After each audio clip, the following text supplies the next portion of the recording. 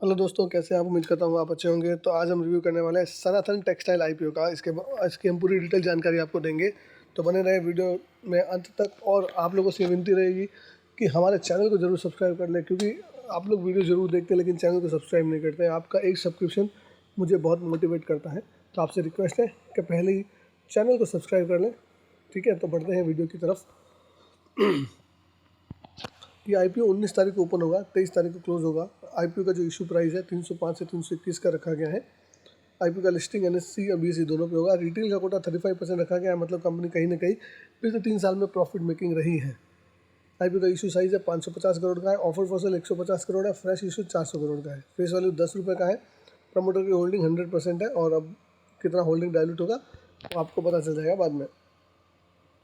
Allotment की बात करें तो 24 तारीख को अलॉटमेंट आ जाएगा। रिफंड आपको 26 को आ जाएंगे, और आईपीओ का लिस्टिंग है 27 तारीख को ये लिस्ट हो जाएगा। लॉट साइज़ की बात करें, रिटेल के लिए 46 शेयर का एक लॉट होने वाला है। प्राइस 321 रुपये। तो वैल्यू के हिसाब से देखें तो रिटेल में अप्लाई करने के लिए आपको 14,766 रुपये की बिड अप्लाई करनी है। अगर आप स्मॉल HNI कैटेगरी में अप्लाई करने वाले हैं तो 644 शेयर से आपको बिड अप्लाई करनी है। 14 लॉट होते हैं, जिसका वैल्यू 2,06,724 रुपये का होता है। अगर आपको बिग HNI कैटेगरी में अप्लाई करना है तो उसके लिए आपको 3,128 शेयर 68 लॉट में, जिसका वैल्यू 10,04,088 रुपये होता है, में अप्लाई करना है। अब ग्रे मार्केट प्रीमियम की बात करें दोस्तों, तो इसका ग्रे मार्केट प्रीमियम कुछ 65 रुपये चल रहा है। 321 रुपये का प्राइस बैंड है। ग्रे मार्केट 65 रुपये, मतलब एक्सपेक्टेड लिस्टिंग है वो 386 पे होने की संभावना है। उसके अकॉर्डिंग 20.25% का ग्रे मार्केट प्रॉफिट निकल के आ रहा है। 20% का प्रॉफिट निकल के आ रहा है। सब्जेक्ट टू सौदा रेट की बात करें तो 2300 रुपये और 32,200 रुपये बिग HNI स्मॉल HNI का निकल के आ रहा है। तो ग्रे मार्केट प्रीमियम चूँकि ठीक ठाक है, ज़्यादा हाई नहीं है, ज़्यादा कम भी नहीं है, तो इसमें सिर्फ रिस्की ट्रेडर्स चाहें तो अप्लाई कर सकते हैं। ग्रे मार्केट को देखते हुए ग्रे मार्केट मुझे ठीक ठाक लग रहा है। 20% का ग्रे मार्केट प्रीमियम कभी भी कम हो सकता है अगर मार्केट जिस तरीके से गिर रहा है अभी। तो अब आप थोड़ा कंपनी के बारे में जान लेते हैं, कंपनी के फाइनेंशियल्स को देख लेते हैं। उसको ध्यान में रखते हुए फिर आगे सोचेंगे कि हमको अप्लाई करना है या नहीं करना है। अब कंपनी की बात करें, कंपनी के बारे में थोड़ा बताते हैं। तो कंपनी की बात करें तो सनातन टेक्सटाइल ऑपरेट करती है 3 यार्न वर्टिकल में। एक पॉलिस्टर यार्न, कॉटन यार्न और technical textile for industrial use.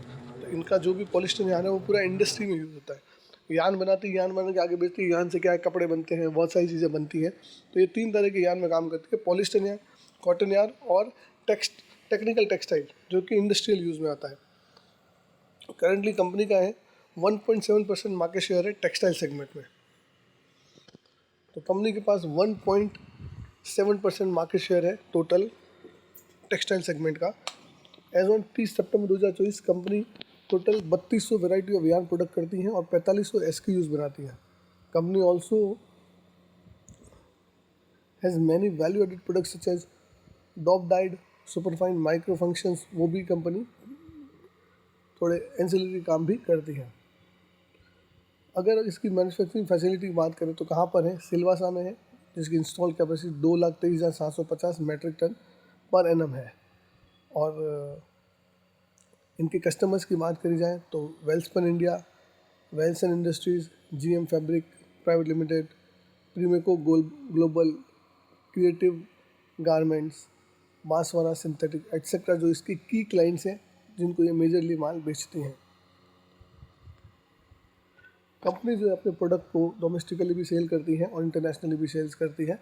Company के टोटल 925 प्लस डिस्ट्रीब्यूटर है in 7 countries such as Argentina, Singapore, Germany, Greek, Canada and Israel. तो इन सब में मिला के कंपनी के टोटल 925 डिस्ट्रीब्यूटर है। अब ये कंपनी की स्ट्रेंथ की बात देखो, आपको यहाँ कंपनी का काम समझ में आ गया। कंपनी क्या करती है, टेक्सटाइल की में यार्न से रिलेटेड कंपनी का काम है, तो ठीक ठाक काम निकल के आ रहा है। 1.7% कंपनी का मार्केट शेयर भी है पूरे टेक्सटाइल यार्न में, और कस्टमर्स भी अच्छे हैं इंडिया में और आउट ऑफ इंडिया में भी कंपनी माल बेचती है। अब स्ट्रेंथ की बात करें तो one of the few company in India with presence across polyester, cotton, technical textile, तीनों में जिसकी प्रेजेंस है वो एक मतलब बहुत ही कम कंपनियां जिनकी है, जिसमें he is one of them.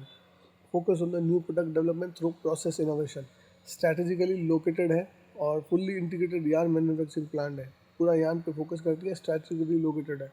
Long standing relation with the leading customers, इनके ऊपर कस्टमर्स मैंने आपको बताया, उनके साथ इनका लॉन्ग स्टैंडिंग रिलेशनशिप है। हेल्दी फाइनेंशियल परफॉर्मेंस देखेंगे, अभी फाइनेंशियल देखेंगे तो फाइनेंशियल कंपनी के अच्छे हैं, ऐसा लास्ट ट्रैक रिकॉर्ड कंपनी ने बताया है। मैनेजमेंट और प्रमोटर्स हैं वो बहुत ही एक्सपीरियंस है और हाईली नॉलेजेबल है। अभी कंपनी के ऑब्जेक्टिव की बात देख लेते हैं, कंपनी ने क्यों लाई है, ये आपका IPO लाने का पर्पस क्या है। कंपनी को पहले तो क्या करना है, रीपेमेंट करना है, पार्ट पेमेंट करने हैं या फुल्ली या पार्ट पेमेंट करना है सर्टन बोरोइंग, अगर जो भी कंपनी ने बैंक से या कहीं से बोरो किया है तो उनका कुछ रीपेमेंट करना है। दूसरा कंपनी का ऑब्जेक्टिव क्या करना है, invest in our subsidiaries, company की एक सब्सिडरी है सनातन पॉलीकोट प्राइवेट लिमिटेड, उसमें इन्वेस्ट करेगी और वो कंपनी आगे रीपेमेंट करेगी और पार्ट रीपेमेंट करेगी जो लोन कंपनी ने लिया है। तो कंपनी की सब्सिडी ने जो लोन लिया है उसको रीपेमेंट करेगी, तो कंपनी अपनी सब्सिडी में इन्वेस्ट करेगी, वो आगे अपने लोन का रीपेमेंट करेगी और कुछ जनरल कॉर्पोरेट पर्पस के लिए है। ठीक है, अब डे 1 पे अगर डे 2 तक कंपनी के सब्सक्रिप्शन की बात करें तो अभी तक तो QIB नहीं आए हैं, QIB तो बिल्कुल ही नहीं है। NII 0.78 टाइम हुआ है और आपका small HNI 1.4 time, big HNI 0.40 time and retailer 1.44 time हुआ है सब्सक्राइब। तो सब्सक्रिप्शन अभी डे 2 तक तो ठीक ठाक है, ज़्यादा नहीं है। रेवेन्यू पिछले साल डिक्लाइन हुआ है -11%, प्रॉफिट भी ड्रॉप हुआ है 12% से। तो फाइनेंशियल तो प्राइम ऑफिसर अच्छे नहीं लग रहे हैं, फिर भी देखते हैं। 2022 में रेवेन्यू 3,200 करोड़ का था, जो 2023 में बढ़ के 3,300 करोड़ हो गया और 2024 में कंपनी ने 2,980 करोड़ का रेवेन्यू जनरेट किया है, तो 12% का रेवेन्यू कंपनी ने कम किया है। 30 जून के तिमाही आंकड़ों के हिसाब से कंपनी ने 787 करोड़ करीब 800 करोड़, तो इस साल कंपनी फिर ये एस्टिमेट कर रही है कि इस साल हम लोग कोई 3,200 करोड़ का रेवेन्यू जनरेट कर लेंगे। प्रॉफिट आफ्टर टैक्स की बात करें तो 2022 में 355 करोड़ था, 2023 में घट के 152 करोड़ हो गया, 2024 में कंपनी 133 करोड़ हो गया और तिमाही आंकड़ों के अकॉर्डिंग कंपनी ने 50 करोड़ का प्रॉफिट बुक किया। तो इस साल कंपनी एस्टिमेट कर रही है कि 200 करोड़ का प्रॉफिट बुक कर लेगी। बोरिंग कंपनी के पास 380 करोड़ की थी 2024 में, अभी तिमाही आंकड़ों के अकॉर्डिंग कंपनी के पास बोरिंग 644 करोड़ है, तो कंपनी की बोरिंग बहुत ज़्यादा है और मुझे पर्टिकुलरली ये यान सेक्टर इतना अच्छा नहीं लगता है। ठीक है, फाइनेंशियल मुझे कंपनी के अच्छे नहीं लग रहे, ठीक ठाक है, कुछ ज़्यादा इतना भी हाई फाइज नहीं है कि जिसको देख के अप्लाई किया जा सके। तो कंपनी का काम मुझे ठीक ठाक है, इतनी ग्रोथ नहीं है क्योंकि अभी यान सेक्टर टेक्सटाइल सेक्टर बहुत ही पिटा हुआ है। ठीक है, और कंपनी के फाइनेंशियल भी आप देखोगे तो पिछले साल से रेवेन्यू कम हुआ है, प्रॉफिट भी कम हुआ है। प्री मार्केट प्रीमियम में 20% का है, कुछ ज़्यादा नहीं है, क्योंकि बहुत सारे IPO आ रखे हैं अच्छे अच्छे, जैसे कि डैम कैपिटल है और भी बहुत अच्छे IPO है जहाँ पे आप अप्लाई कर सकते हैं। तो आप इस IPO को सबसे लास्ट प्रायोरिटी दे सकते हैं अप्लाई करने के लिए। मैं इसमें अप्लाई तभी करूँगा जब QIB इसमें अप्लाई करेंगे। 5 दिन का वेट कीजिए, QIB अगर अप्लाई करते हैं तो अप्लाई कीजिएगा, वरना इसको लास्ट प्रेफरेंस दीजिएगा। बहुत सारे बाकी IPO हैं उसमें अप्लाई कीजिए, ये भी 23 तारीख को ख़त्म होगा, बाकी IPO भी 23 तारीख को ख़त्म होने वाले हैं। टोटल 5 IPO 23 तारीख को ख़त्म होंगे। अगर आपके पास पैसा बचता है तो इसमें अप्लाई कीजिएगा, वो भी ऐसे लोग अप्लाई कीजिए जो हाईली रिस्क ले सकते हैं। मुझे इसमें नहीं लगता कि QIB अप्लाई करेंगे क्योंकि सेक्टर कुछ इतना खास नहीं है। टेक्सटाइल सेक्टर अभी टेक्सटाइल सेक्टर बहुत पिटा हुआ है, फाइनेंशियल कंपनी के बहुत ही अच्छे नहीं है, एकदम कह सकते हैं कि इतने अच्छे भी नहीं है, ठीक ठाक है। ठीक है, और ग्रे मार्केट प्रीमियम भी 20% का है जो कभी भी घट सकता है।